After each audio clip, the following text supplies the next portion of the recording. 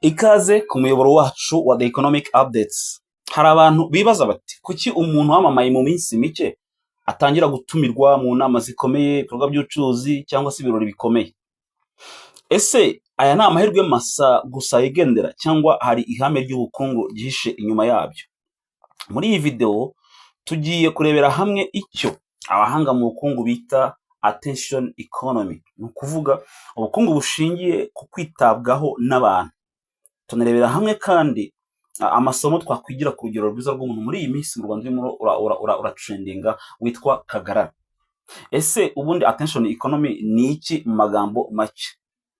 Kera umutungo wari ubutaka, zahabu cyangwa se peteroli. Muri iki gihe hari undi mutungo ufite agaciro gakomeye, attention cyangwa se attention, attention sinzi niba ari ikinyarwanda ariko ni attention, reka tubifate gutyo, cyangwa se kwitabwaho n'abantu mu buryo bworoshye. Iyo abantu benshi bavuga bati umuntu cyangwa ikintu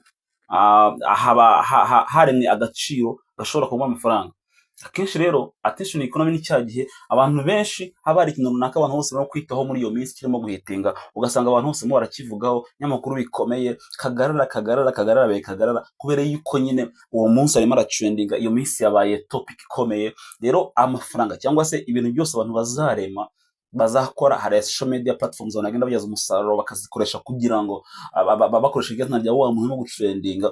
Rero icyo gihe iba ari nukureba amafaranga, ariko nicyo twita attention economy.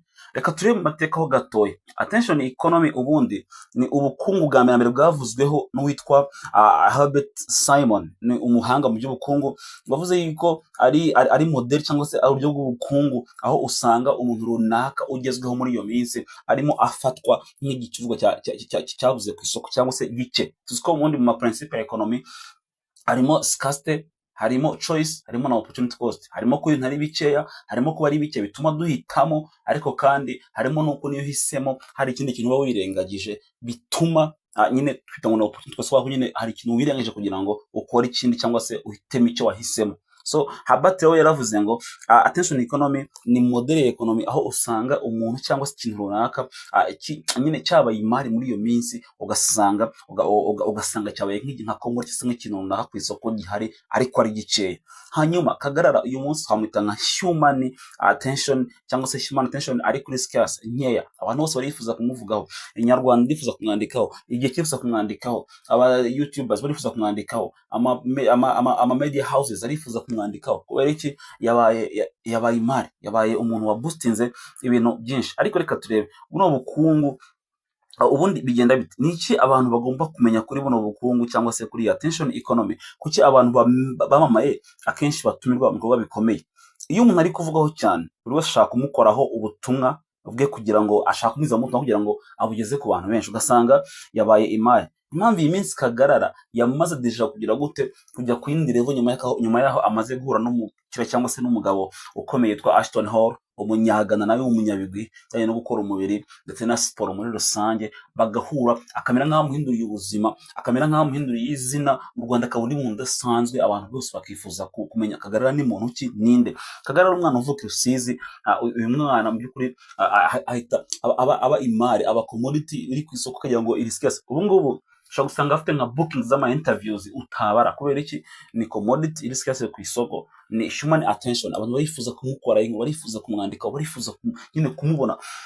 Aho usanga abantu abacuruzi bakomeye, ngira ngo RDB yamaze kumwegera kugira ngo buri byo baba baganira rimwe na rimwe mu kwamamaza n'ibindi, ndetse kumubona mu bihembo by'urubyiruko rufite business ideas nziza. Ejo bundi mu minsi yashize ari kuri high table. So bivuze ngo ni scarce commodity irimo amafaranga mu buryo bumwe cyangwa ubundi. Akenshi na kenshi ubona ko abantu ntabwo bajya bareba urwo ruhande, ariko Kagarara ni impamvu nyine z'uko ari commodity scarce ku isoko cyangwa se commodity yabaye yanga, abantu bakeneye kugira ngo abayikoreshe. So niba Kagarara yagaragaye mu bikorwa nk'iby'urubyiruko cyangwa se yateganyijwe n'inzego zitandukanye, mu by'ukuri ni urugero rwiza rw'umuntu ugaragaza ko kwamamara gutuma umuntu agaragara nk'ufasha gukurura amaso y'abaturage mu gikorwa runaka, ndetse akaba yakoreshwa n'ibigo bikomeye n'abandi batandukanye kugira ngo bizane amafaranga. Muri make attention economy gute yubaka, umuntu araza agakora ikintu kidasanzwe cyihariye, hanyuma abantu bose bakamuhanga amaso. Amara kumuhanga amaso, iyo bamuhanze amaso nyine tutanga na followers, ni abagukurikira, ni abantu bose bamukurikira, usanga bahise babigira ibyabo, babigeza umutima, niko terime ikunda kuvuga mu Kinyarwanda, bamaze kugereza umutima nyine batangira gukora. So hanyuma bamaze rero kumukurikira, abo bantu barema audience. Iyo baremye audience, ibigo by'imari tangira kubona uwo muntu nk'imari ikomeye, abantu bashobora gutangira noneho kuba bakoresha bakamamaza, bakaba nabo ibintu byabo byarebwa, produit zabo zarebwa. Abo niho tangira kugenda haziramo aba sponsors, ugasanga wa muntu abaye opportunity ku bantu ikomeye ku buryo bashaka kubyaza umusaruro. Rero companies zishaka abantu bafite audience, of course birumvikana. Buriya abantu bashakunda kwibeshya ko nk'ama interview tunda kubona ku ma YouTube channels akomeye za Isimbi TV n'ibindi ubone no minsi narimo akavuyo mu Rwanda ku ma channels akomeye, usanga kugira ngo bagutumire utari public figure ikomeye biragora. Rero bagutumira kubera ko hari icyo guprovidinga abandi bashaka gushamadukira, kubera ko you have that attention abantu bashaka kuba bakugirira. So niyo mpamvu rero tuvuga ngo attention economy ni economy cyangwa n'ubwo rw'ubukungu ruremwa igihe attention umuntu umwe yahawe attention cyangwa attention, hanyuma cyarangiza kigakurura abandi bantu bose basigaye bakifuza kuba bakerekezaho amaso, bityo bigakuretinga ama opportunity ashaka kubyara amafaranga mu bukungu. Uyu munsi turavugana hari igikombe cy'isi cyajya ku musozo, ariko mu gikombe cy'isi attention nyinshi niho yari iri. So bivuze ngo nacyo ni kote y'ikintu, ariko ku muntu kahoshyirwa Kagarara.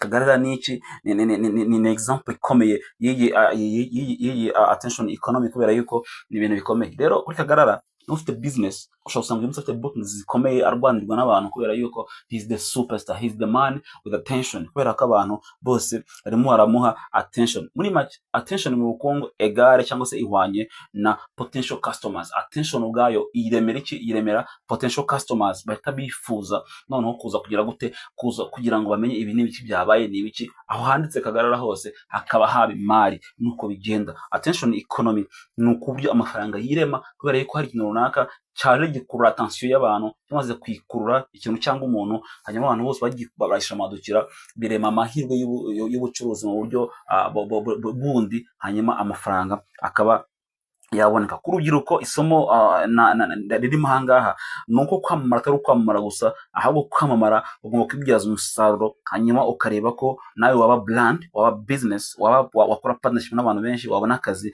kubera yuko bigaragara ko nyine birema akazi mu buryo budasanzwe. So mu bukungu rero bw'uyu munsi abantu bafite attention bafite amahirwe menshi yo kubaka business kurusha abantu benshi bafite ibicuruzwa ariko bitazwi. Kubera iki? Kubera ko nyine bo bafite attention, bakurura abantu barabakurura, mara kubakurura ugasanga nyine byaremye akazi, byaremye ubuzima. So ni ikintu gikomeye. Reka twigire kuri uyu muntu, kuri Kagarara, tujye kubyaza umusaruro cya kintu cyacu kiri special dufite, kubera yuko ahisiga n'uyu munsi attention economy yatangiye mu myaka za 90 ubwo internet yateraga imbere. Uyu munsi imaze kugera ahantu hakomeye with the AI, with something harimo haraba ikintu kinini kandi dukeneye kubakiraho muri make, kugira ngo twigire ku bantu bakomeye nka Kagarara. Mwakoze kubana natwe.